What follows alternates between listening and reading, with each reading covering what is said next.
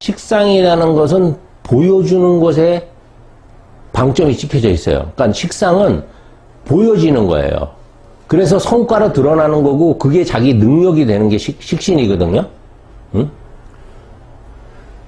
우리가 대표적으로 자격증을 땄는데 그 자격증을 못 쓰시는 분들 주변에 많죠. 그게 왜 그러냐면 식상이 없어서 그래요. 내가 보여줄 수가 없는 거예요. 재능은 있는데. 그러니까 의사 면허를 땄는데 의사를 못해. 약사를 땄는데 약사를 못해. 이런 경우에요. 제빵 기사 자격증이 있다 그러면 그 클래스에서 제일 먼저 성적도 가장 좋고 제일 먼저 땄어. 제빵사 자격증을. 그런데 걔보다 실력도 없고 늦게 딴 애들은 오히려 취직을 다 해서 파리바게트에서 빵 만들고 있는데 얘는 집에서 놀아요. 뭐냐면 내가 갖고 있는 재능을 쓸 수 없다라는 의미예요. 식상이 없다는 거예요. 여기서 끊겨져 있는 거예요. 이게 빠져버리면. 내가 갖고 있는 능력이나 이 식상은 그래서 다른 말로 하면 재능이나 능력이라고도 할 수 있어요. 내가 갖고 있는 능력. 그러니까 월지에 보통 그래서 우리가 식상이 있으면 다 능력자라고 이렇게 보통 표현을 합니다. 능력자. 월지에 있으면. 그래서 이게 자기 재능을 펼칠 수 없으니까 스트레스를 엄청 받겠죠. 뭔가 재주는 갖고 있는데 그걸 표현할 방법이 없는 거야. 응? 내가 A라는 사람이 좋으면 좋다라고 표현을 해야 되잖아요. 근데 그 표현을 못 해요. 그러니까 내가 좋아하는 여자는 결국 누구한테 가겠어?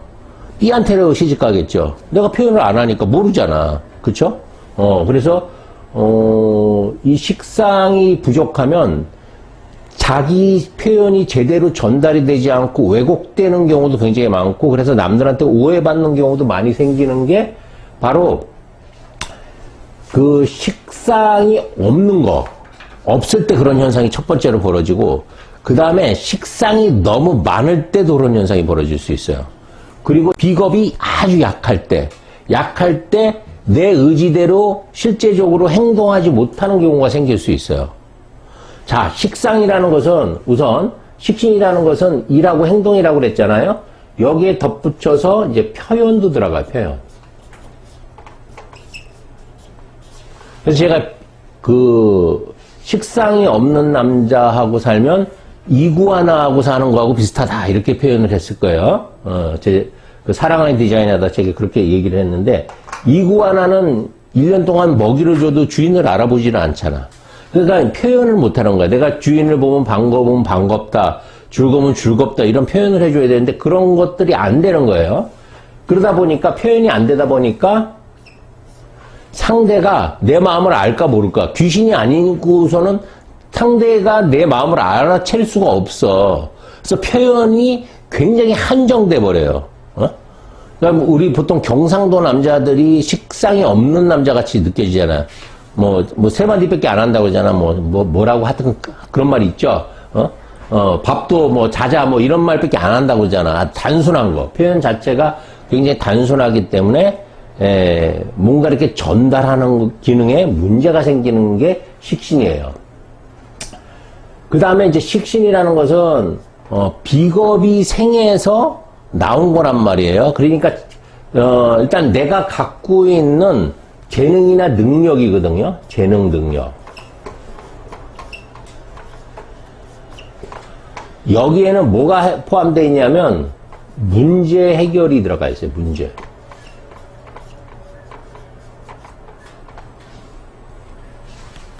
아무리 자기가 많이 알고 있어도 그것을 표현하지 않고 행동으로 보여주지 않으면 그 사람이 뭐 하는 사람인지 전혀 몰라.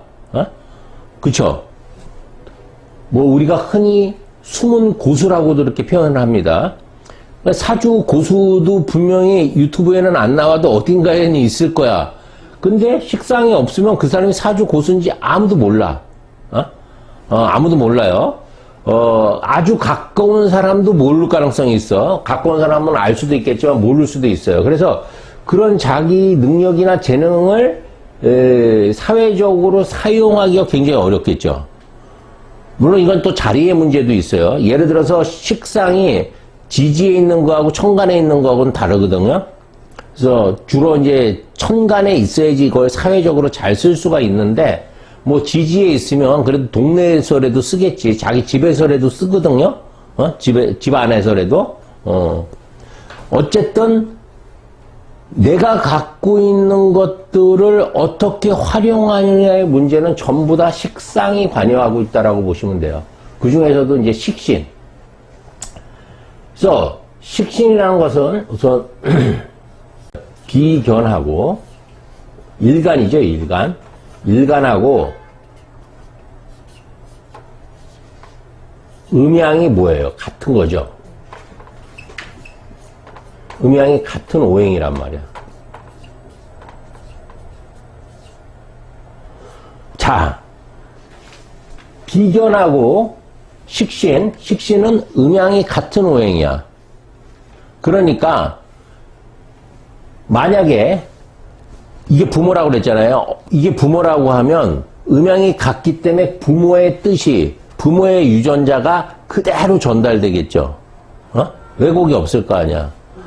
그쵸? 그러니까 부모를 정말 잘 닮은 친구들 있죠. 야, 넌 니네 아버지하고 이렇게 말투가 똑같냐? 니네 엄마하고 이렇게 말투가 똑같냐? 엄마하고 잘 닮는 거 똑같다라는 그런 의미 있죠. 그게 식신이에요. 그래서 식신을 깔고 있으면 자기 부모의 그런 어떤 영향을 많이 받을 수밖에 없어요. 똑같이 내려오는 거니까. 자, 여기서 한번 생각을 해보자고. 식신이 있어. 식신이 있는데 그 식신이 음양이 같단 말이야. 그러면 내가 뭔가 생각하고 있는 거, 이 식신을 조종하는 거는 인성이 제어를 하는 거예요. 조종을 해주는 거예요. 인성이 식신한테 뭔가 이렇게 지시를 내려준다고, 근원을 만들어줘. 식신이라는 건 자신감이잖아. 능력이니까. 그 자신감의 근거를 만들어주는 게 인성이라고요. 근데 물론 근자감도 있죠. 그런 애들이 뭐냐? 인성이 없는 식상이 근자감이라고 할 수 있어요. 근거가 없어. 왜 자신감이 있는지. 인성이 있는 자신감이라는 것은 자격을 갖춘 자신감이거든요. 그러니까 자기가 예를 들어서 사주를 하면 사주 공부를 어마어마하게 많이 했어. 뭐 유학 공부까지 다 했어. 그러면 뭔가 인성으로 가득 채워져 있잖아. 그러니까 거기서 식상이라는 것이 나오겠죠. 인성에서 식상이 나오는 거거든요. 그러니까 뭐냐면 내가 갖고 있는 지식이나 이런 어떤 경험이나 능력들이 식상을 통해서 표출되는 거란 말이야. 그렇죠? 그런데 이게 없으면 그냥 근거 없는 자신감만 넘쳐서 뭐든지 내가 할게 이거죠. 실제 실력은 없는데 그래서 실수가 많아질 수밖에 없어요. 그래서 식상은 인성에 그래서 지배를 잘 받아야 된다라고 이렇게 얘기를 하는데, 이제 그게 잘 되면 이제 뭐 상간폐인이라고 조금 이따 배울 상간폐인이 되는 거고, 잘못되면 편인 도식이 돼버리는 거예요. 그러니까 두 경계가 굉장히 미세하단 말이야. 그래서 그 뜻은 잠시 후에 이제 또 설명을 드리겠습니다. 어쨌든 음양이 같다라는 것은 뭐냐면 내가 갖고 있는 생각이나 의지를 어떻게 표현한다는 거예요. 음양이 같다라는 것은 직접적으로 직설적으로 한다는 거예요. 직설. 그래서 음양이 같다라는 이 의미는 내 자신의 내 의지, 생각을 솔직이라고도 하겠죠? 솔직. 직설. 직접. 이 되게 중요합니다. 식신은 직접적이에요. 아주 직접적이에요.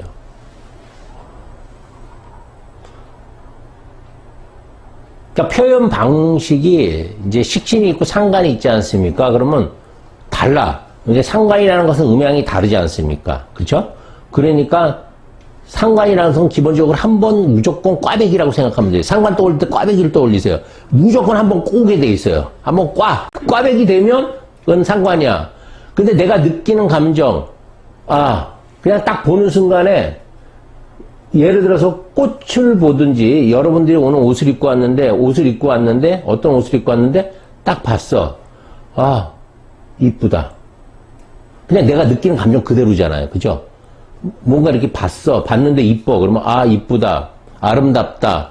뭐 이렇게 못생겼냐. 이런 표현 그냥 직접적으로 내가 딱 보는 순간에 받아들일 수예요. 수로 이렇게 딱 들어오는 그 느낌 있죠?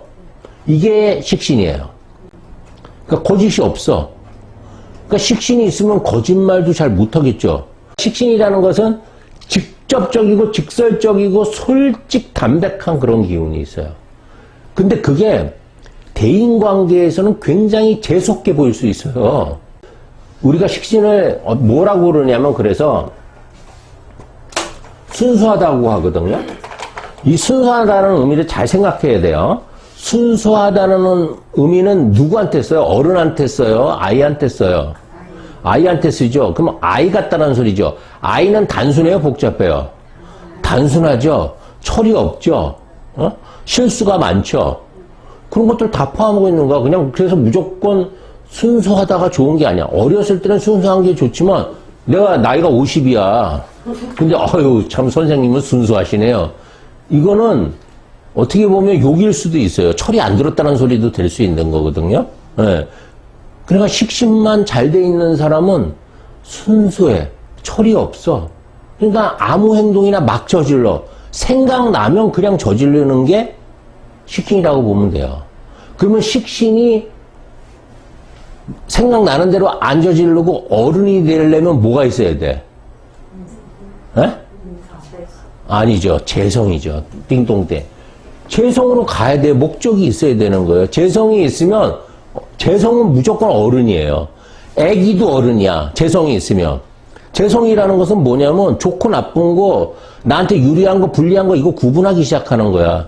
그래서 재성이 개입된 순간에 순수성은 있다 없다? 완전히 달아나 버려. 그러니까 대신 식신은 순수하고 애기 같은 면이 있기 때문에 뭔가 막 행동하고 저지르고 실수도 많지만 거기에 악의가 없는 거예요. 악의. 나쁜 의도가 없는 거야. 그냥 생각나지는 대로 저지르는 거거든. 그러다 보니까 어때요? 사람들이 봐주는 거예요. 식신의 실수는 봐줍니다. 의도성이 없기 때문에 법에서도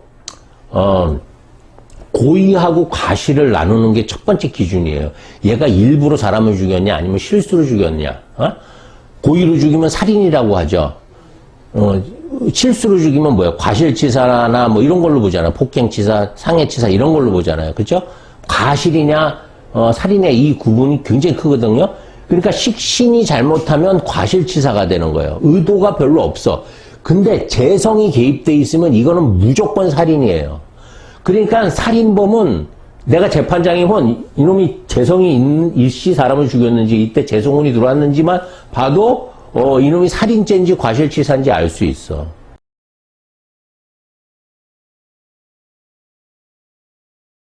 여자 사주에 식상이 있으면 관을 치기 때문에 관이 남자잖아요. 그러다 보니까 이제 이혼의 아이콘이 되는 건데 일단 일지에 식신이 있다라는 것은 뭐냐면 내 배우자 있죠.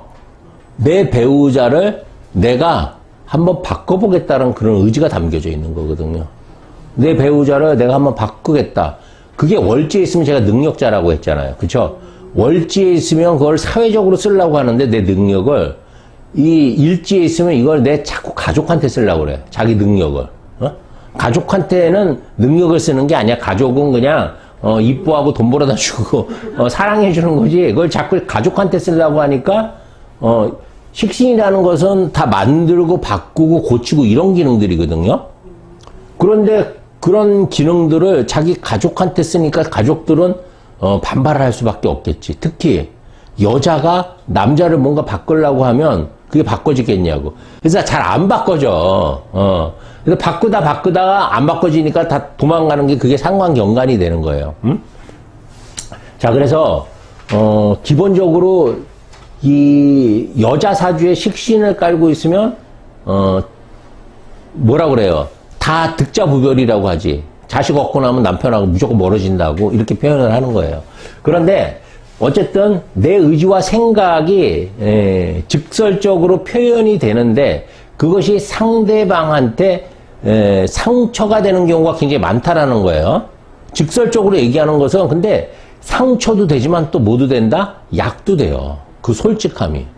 그래서 식신한테 뭔가 충고를 받으면 그 당시는 기분이 나쁜데 돌아서면 맞는 말 같은 거야. 한 방을 맞는데 그것이 나한테는 도움이 될 수 있는 얘기들이 분명히 있다라는 거예요. 왜냐하면 솔직하게 얘기해 주기 때문에 그래요. 솔직하게. 응? 그 사람의 어쨌든 식신상간이라는 것은 문제 해결 능력이 있거든요. 문제를 발견하는 그 능력이 바로 식신상간이에요. 왜 문제를 발견하냐면 이 식상이라는 것은 뭔가 바꾸고 고치고 변화시키는 데 특화되어 있단 말이에요. 화의 기운이라고 했잖아. 그죠? 그런데 바꾸고 고치려면 뭘 먼저 봐야 돼요? 단점을 봐야 되죠. 문제점을 발견을 해야 되잖아. 그러니까 식상이 있는 사람들은 이제 문제점들을 잘 발견하는데 그 중에서도 식신은 어떤 문제점을 발견하냐면 사회적이고 뭔가 대중적인 게 아닌 나하고 가까운 사람들 있죠. 식신은 이렇게 세상 일에는 별로 관심이 없는 게 식신이에요. 식신은 자기 가족 중심이라고 보시면 돼요. 그래서 굉장히 협소해, 인간관계 자체도. 그러니까 뭔가 이제 문제점이 발생되는데 한번 생각해 보세요. 물론 자기 자녀를 훈육하는 것도 이제 식신 방법과 상간 방법이 좀 다르긴 한데, 식신은 뭐든지 직접이라고 그랬죠. 직접. 그러니까 내가 자식을 교육을 시키는 데 있어서 직접 개입한단 말이에요. 응? 아이를 좀 자율적으로 스스로 하게끔 해야 되는데, 그러니까 직접 개입하니까 아이들이 반발을 할까 안 할까? 엄마는 맨날 아침 연속극을 보면서 연속극 리모컨 들고 보면서 아이한테 뭐라고 그래요? 공부해! 이러잖아요. 자기는 TV를 보면서 공부해! 그런단 말이에요. 직접 개입하는 거예요. 그게 공부 안 해? 너 공부해. 공부 요번 달에 안 하면 용돈 없어. 밥 없어. 뭐 이렇게 자기는 하지 않으면서 직접적으로 개입해서 하니까 아이가 말을 안 들어. 그나마도 예를 들어서 자기도 책을 보면서 자기도 공부를 하면서 자식한테 우리 같이 공부하자 이러면 어느 정도 통하겠죠. 그런 경우는 뭐예요? 일간이 강하면서 식신이 있는 경우가 그런 경우고, 신약한데 식신만 있으면 자기는 하지도 않으면서 아들한테는 공부하라고 쥐잡듯이 잡는 게 이제 그런 경우예요. 그래서 일간에 딱 강하면 식신은 굉장히 효율적으로 잘 쓸 수 있다라는 거예요. 그리고 식신이라는 것은 우리가 보통 뭐라고 그래요? 감성계라고 배웠죠? 감성계라고 하잖아. 그죠? 감성을 다른 말로 하면 뭐냐? 감성이 무슨 말일까? 감성이라고 썼네. 네, 감성.